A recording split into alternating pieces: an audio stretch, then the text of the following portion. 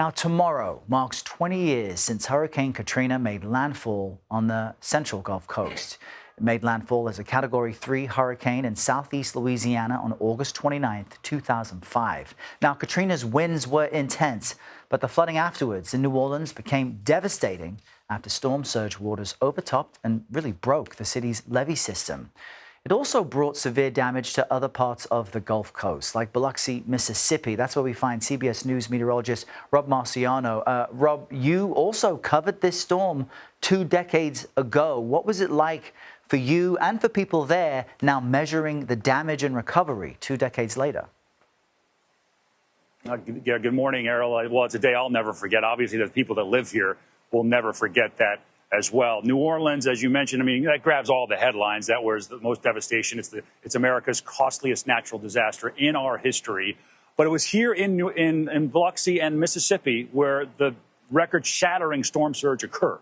It made landfall right on the border, and all that water pushed up from the Gulf 28 feet high, something we never thought we'd see, and it took out the lower levels of some of these hotels and casinos, wiped out homes across parts of Biloxi, and killed 238 people. So a devastating, devastating impact here in Mississippi. And yesterday, I caught up with a local business owner and friend that I've known for a long, long time. He rode out the storm in his restaurant, fled to the second floor, the waves of the Gulf coming through, crashing through the windows, cutting him up. He eventually got sent to the hospital, but he and his family survived, and their business is back on track and going strong as the institution that it is. Here's a small part of the conversation that we had yesterday. What are some of the big lessons that you and Biloxi, Mississippi have learned since Katrina? Don't ever underestimate hurricanes. You know, and I think that's a thing for anybody around water where hurricanes come in. You know, whatever you think, if a hurricane can get close to you, it can.